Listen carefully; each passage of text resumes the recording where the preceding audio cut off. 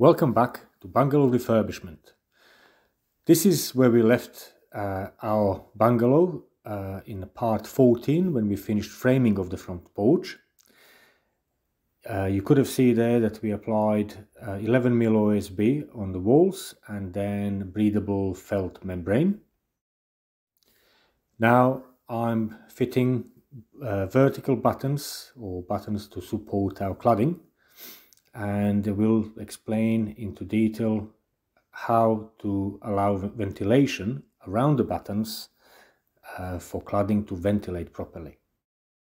This is very important because in past I have been repairing or removing some cladding from some other installers where they didn't allow for proper ventilation, and they had multiple issues with the cladding.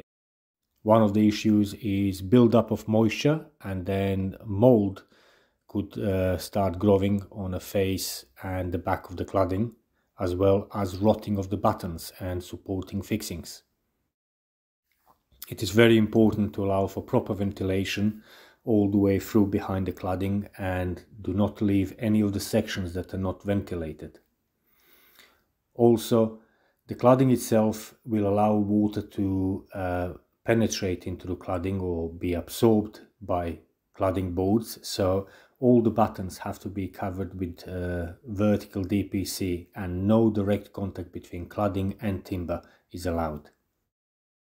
I hope you will enjoy this video and subscribe to see the other videos coming.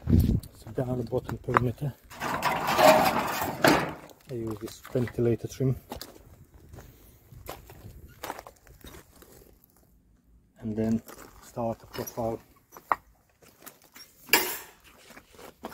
So the board's gonna sit in there, and you can see how the starter profile is hanging down about 30mm below the ventilator, and also keeps that brick there dry that is above the DPC. I mean, got another DPC below the wood, between the brick and the wood, that stops anything going into the wood, but also this overhang stops that brick getting wet. And this ventilator trim allows air to get in, but not the bugs.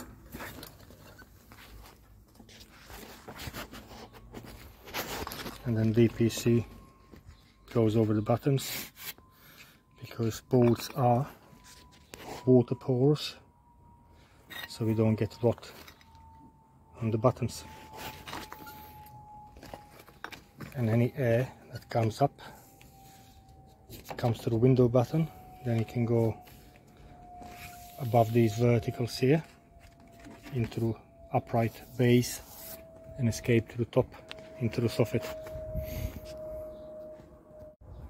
Many people, when they do cladding, they actually don't do this. They just run it all the way up.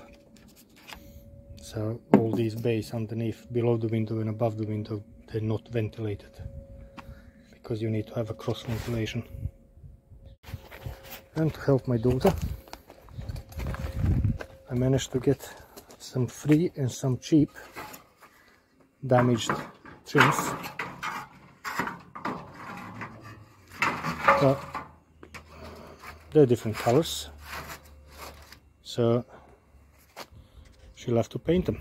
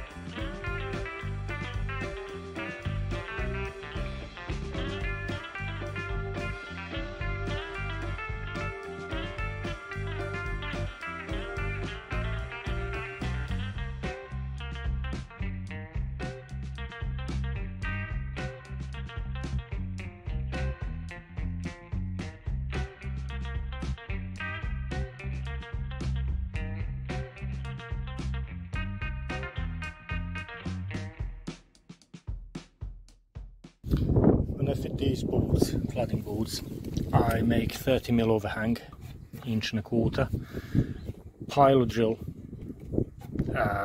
for each screw, and then put 40mm stainless steel screw in.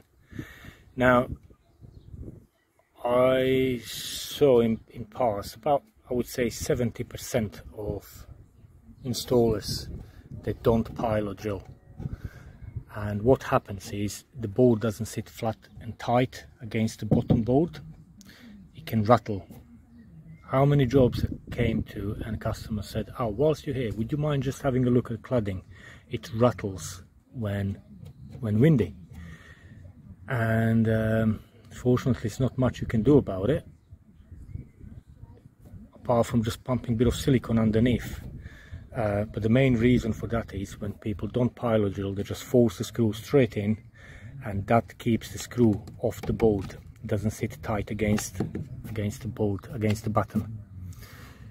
So board doesn't crunch against the button tight. It just sort of like sits loose there, and you can move the bottom section of the board. It's a bit slacky, and then on the wind it just rattles. Now, as a tool for little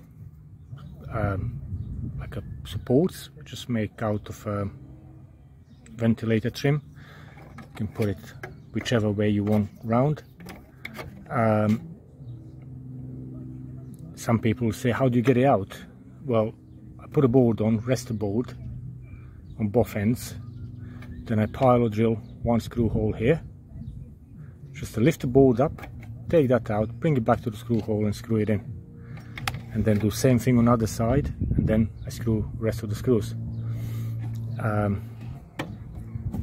And because they are handmade, they can be slightly out compared to each other. It's advisable every now and again to like rotate them left to right, and to check your cladding with level every now and again. You don't have to do it on every one.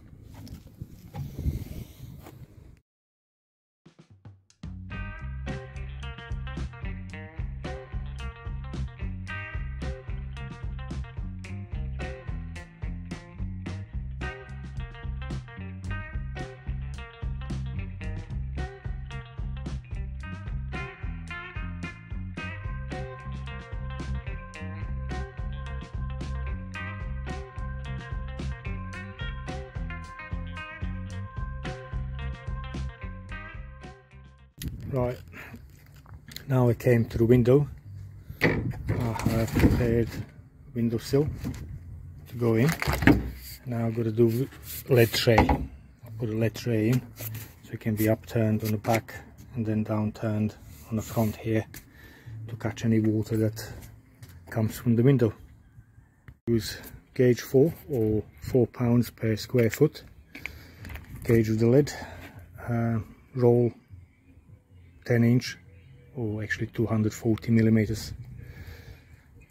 I will allow about 30 to 40 mil upstand on the back, and about 40 mil to 50 mil upstand on each side as well.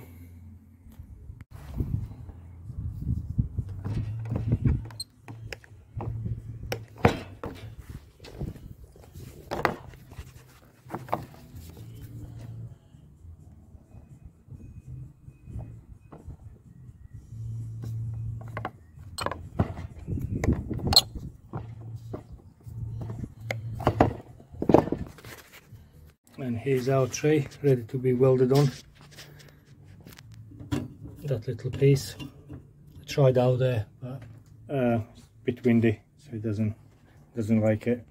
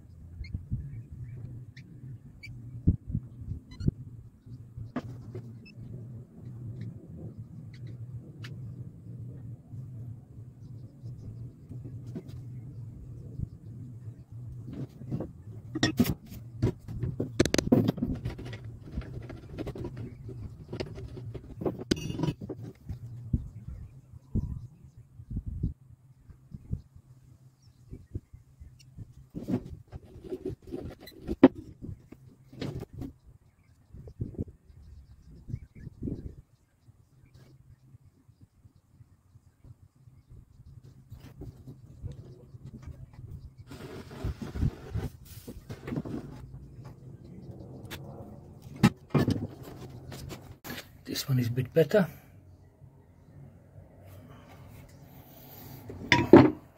Just a bit better. Still ugly. Still earning, but it's welded.